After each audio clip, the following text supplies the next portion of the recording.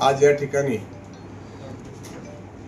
एक ऐतिहासिक असा निर्णय आमच्या जवळा ग्रामपंचायतीनं नुकत्याच झालेल्या ग्रामसभेमध्ये सर्वांच्या 100% सगळ्या गावच्या संमतीनं एक हा जिल्ह्यामध्ये पहिला महत्त्वाकांक्षी ऐतिहासिक निर्णय त्यामध्ये घेतलेला आहे। ग्रामीण भागातल्या ज्या जिल्हा परिषदेच्या शाळा आहेत की ज्या शाळांमध्ये वंचित, उपेक्षित, दलित सगळी गरिबांची मुलं ज्या शाळेमध्ये राहतात त्या पटसंख्येच्या आधारावर त्या शाळा असल्यामुळे बऱ्याचशा शाळा वाड्या वस्त्यावरच्या आणि दलित वस्तीच्या शाळा ह्या बंद व्हायला लागलेल्या आहेत। आणि ह्या सगळ्या गोष्टी लक्षात आल्यानंतर आमच्या जवळा ग्रामपंचायतीनं कालच्या आमसभेमध्ये ग्रामसभेमध्ये ज्याचा विद्यार्थी जिल्हा परिषदेच्या शाळेमध्ये असेल त्याची घरपट्टी 100% माफ करण्याचा एक ऐतिहासिक निर्णय जिल्ह्यामध्ये पहिल्यांदा आमच्या जवळा ग्रामपंचायतीने घेतलेला आहे।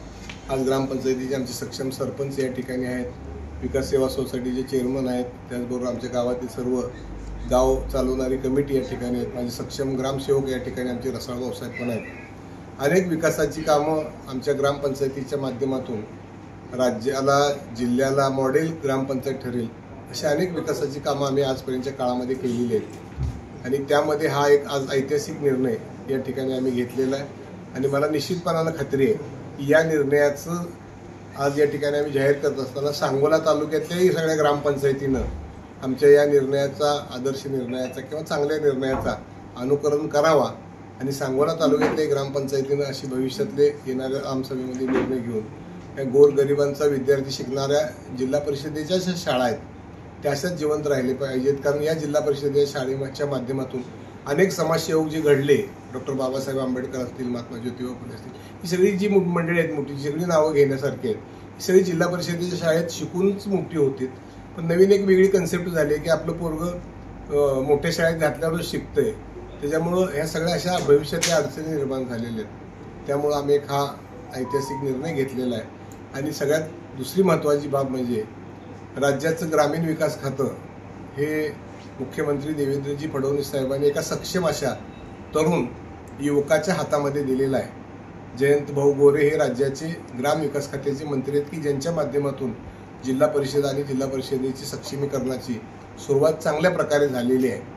राज्यामध्ये आर पाटलांनी ग्रामविकास खातं जे आपलं थोडंसं ह्याच्यावर होतं ते अग्रेसर केलं। ग्रामविकास खात्याला अनेक महत्त्वाचे धाडसी निर्णय आर पाटलांच्या काळामध्ये झाले आणि त्याच्यानंतर पुन्हा एक सक्षम नेतृत्व राज्य सरकारनं आदरणीय मुख्यमंत्री देवेंद्र फडणवीस साहेब, आदरणीय अजितदादा, आदरणीय शिंदे साहेब यांनी एक चांगलं नेतृत्व ग्रामविकास खात्याला दिलेलं आहे आणि त्याच्या माध्यमातून सुद्धा ते सगळे निर्णय चांगल्या पद्धतीने घेत आहेत। त्यांनाही सपोर्ट म्हणून आमच्या ग्रामपंचायतीने हा निर्णय घेतलेला आहे। असा हा ऐतिहासिक निर्णय आहे आणि आमच्या तालुक्याने त्याचं अनुकरण करावं आणि संबंध सोलापूर जिल्ह्याने करावं अशी माझी या सगळ्या मंडळींना आपल्या प्रसारमाध्यमाच्या ह्याच्यातून मी त्यांना विनंती करतो। जूनपासून जिल्हा परिषदेमध्ये जी मुलं आहेत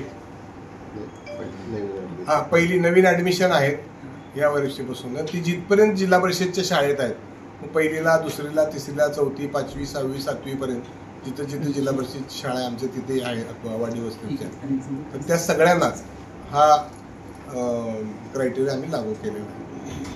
गेली 50 वर्षापासून जवळा ग्रामपंचायत कैलासवासी आमदार काकासाहेब साळुंखे पाटील यांच्यापासून ते आज माननीय दीपक साळुंखे पाटील यांच्या नेतृत्वाखाली अनेक विकास कामं होत आहेत।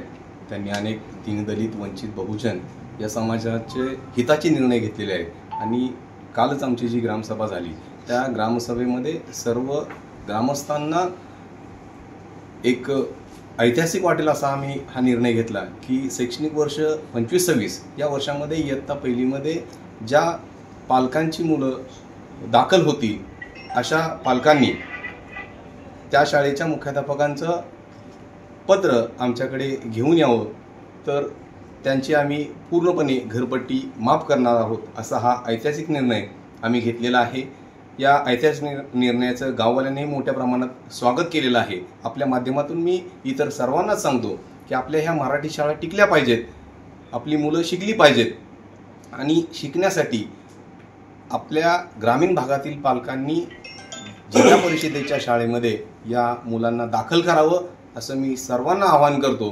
तालुक्यात नाही तर जिल्ह्यामध्ये सर्वांनाच पालकांना विनंती करतो की आपण या जिल्हा परिषदेच्या शाळेमध्ये मुलांना दाखल करून त्यांची प्रगती उंचावण्यामध्ये आपण सर्वांनी सहकार्य करावं असं मी सांगतो.